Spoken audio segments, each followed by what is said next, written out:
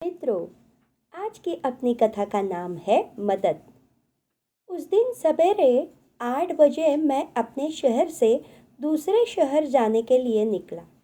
मैं railway station पर पहुंचा, पर देरी से पहुंचने के कारण मेरी ट्रेन निकल चुकी थी।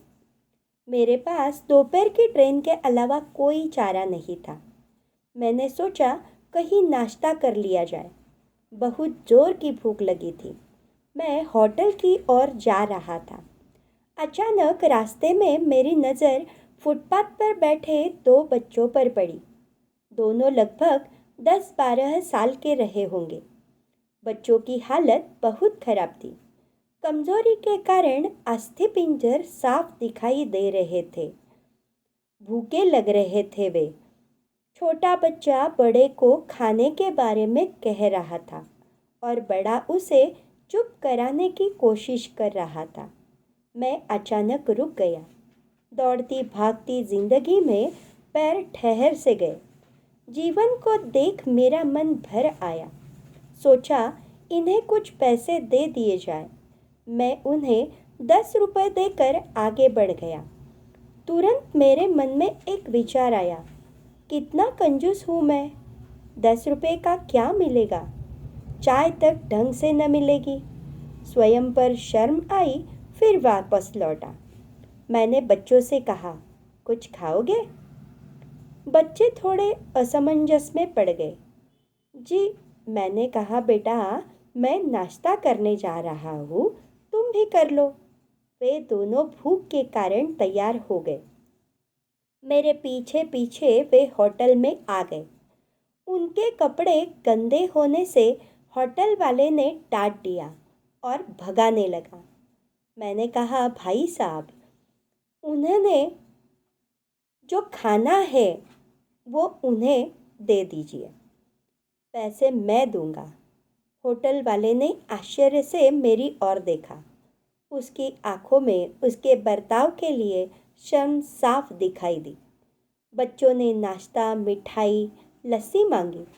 सेल्फ सर्विस के कारण मैंने नाश्ता बच्चों को लेकर दिया।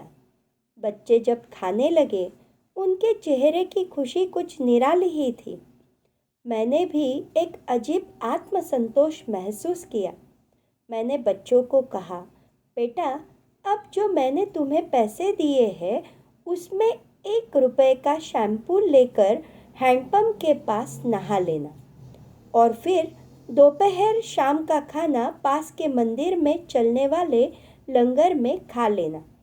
मैं नाश्ते के पैसे चुकाकर फिर अपनी दौड़ती दिनचर्या की ओर बढ़ निकला। वहाँ आसपास के लोग बड़े सम्मान के साथ देख रहे थे। होटल वाले के शब्द आदर में परिवर्तित हो चुके थे। मैं स्टेशन की ओर निकला। थोड़ा मन भारी लग रहा था। मन थोड़ा उनके बारे में सोचकर दुखी हो रहा था। रास्ते में मंदिर आया। मैंने मंदिर की ओर देखा और कहा, हे भगवान, आप कहाँ हो? इन बच्चों की ये हालत, ये भूख, आप कैसे चुप बैठ सकते हो? दूसरे ही क्षण में मेरे मन में विचार आया, अभी तक जो उन्हें नाश्ता दे रहा था वो कौन था? क्या तुम्हें लगता है तुमने वह सब अपनी सोच से किया? मैं स्तब्ध हो गया। मेरे सारे प्रश्न समाप्त हो गए।